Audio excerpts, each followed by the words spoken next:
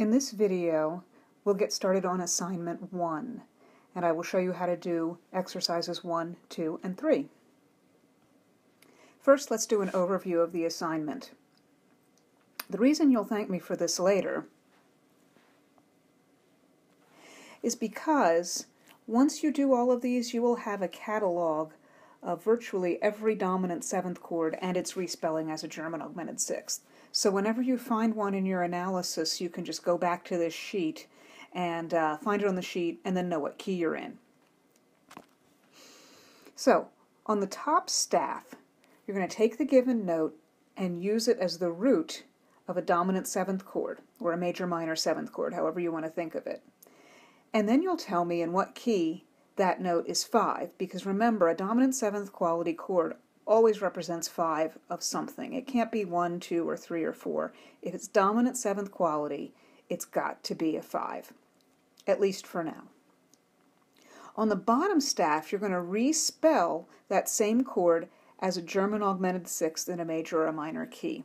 Make absolutely sure that the chord you write here and the chord you write here sound the same. That is very, very important. In fact, I think it's a really good idea if you do this exercise at a piano. I'm not kidding. And finally, when you respell your German augmented sixth in the new key, you're going to tell me what key it is, you're going to give me a letter name, and you're also going to provide the key signature. You only have to put the key signature on the bottom staff, not the top. So let's do a couple of these. Number 1 should look very familiar to you. You're going to build a dominant seventh chord on D. So to do that, we're going to write D, F sharp, A, and C. Let me just touch that up there. And we know that this is 5/7 in the key of G. This is the same as the first example in the last video. And it's not a bad idea to also just write in your G so that you know what that chord goes to. And remember, that can be G major or G minor. It just goes to some kind of a G. Now, when we rewrite that chord as a German augmented sixth, remember that in your 5/7, the root, third, fifth, and seventh become, in your German sixth, lay, do, may, and fi. You might not know what the key is right away, but remember that the second note is going to be do. So let's start. D is lay.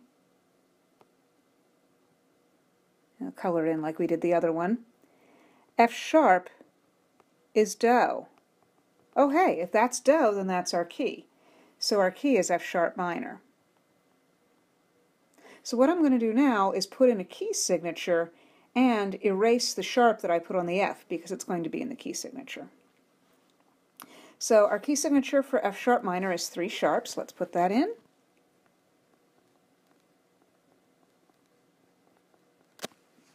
Okay.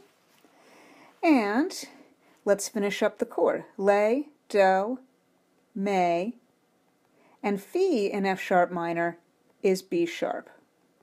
I have to kind of squish it in there. Fi is B sharp, not C natural. But remember that the two chords you write should sound the same. These two should sound the same. Go and play them on the piano if you like. It's a very good idea. I just paused my video and moved my German augmented sixth here a little bit to the right so it's not so mushed.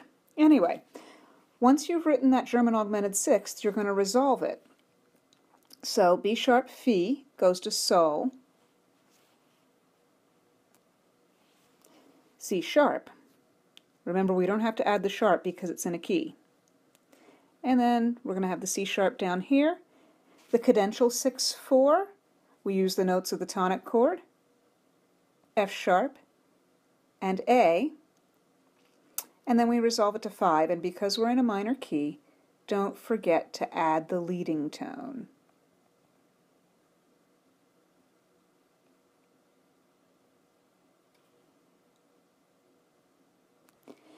Let's go on to number 2, which is kind of nasty. You're going to build a dominant 7th chord on A sharp.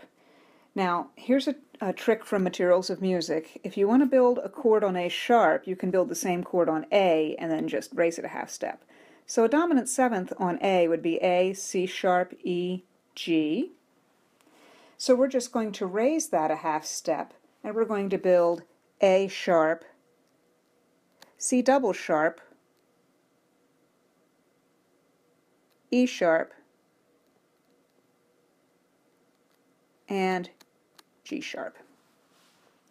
Now I know that looks pretty nasty, but believe it or not, that is a legitimate 5/7. It's a 5/7 in the key of D sharp. And by the way, there's only a D sharp minor. There is no such thing as D sharp major.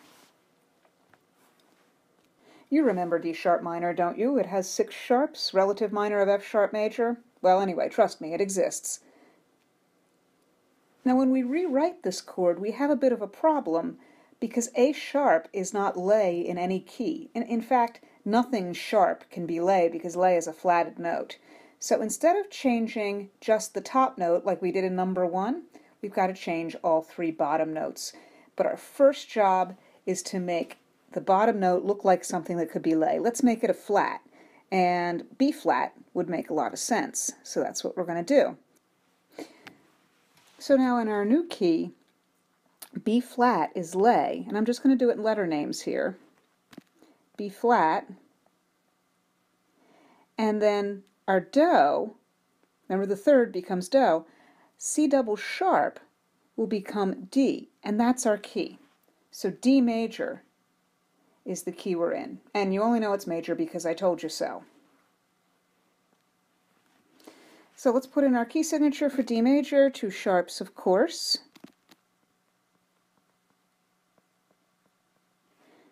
And now you're going to give me B flat, and I don't care if it's the high one or the low one.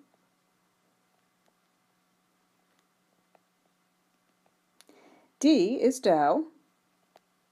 May is F natural, and you have to show it because we're in a major key. And Fi is G sharp. Right? So in a German 6th, in a major key, you'll have 3 accidentals: lay, may, and Fi. In this case, B flat, F, and G sharp. Thankfully, the resolution is diatonic. So we resolve out to so, G sharp goes to A, and B flat goes to A, and remember we're creating a cadential 6/4, so we've got D and F sharp, which we need to add because we had an F natural before. And then finally we resolve that to 5. And just keep your high sol on top there.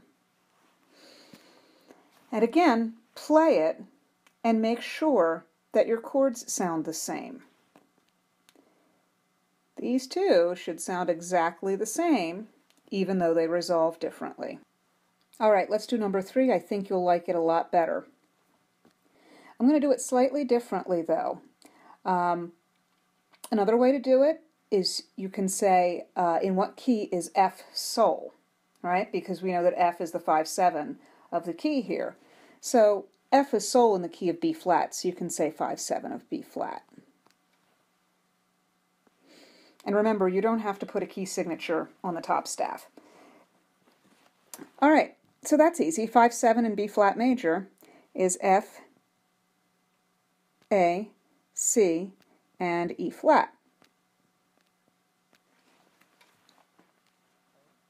Now I want to show you another way to do this. And it involves using letter names, and you can just do this on a piece of scrap paper. I'm going to go to a blank page here. Our letter names are F, A, C, E flat. And you know that that's 5/7 in the key of B flat. Now, in order to respell it, here's your root, 3rd, 5th, and 7th in B flat, and I'm purposely not using solfege in the first key. I'll talk about that a little more later. Now, what you can do is just map lay, do, may, fi onto it, and you can see that your A, that's your do, so that's your key.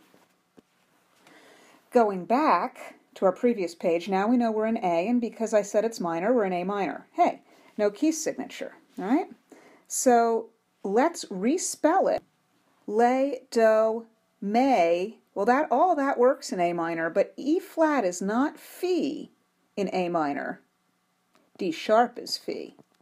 So that's a way that you can sketch out and help you know what to put on the staff. So let's do it.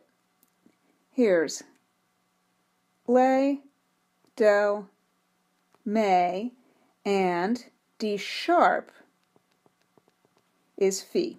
And then we resolve it out to sol with our cadential 6/4, and then resolve it on to 5.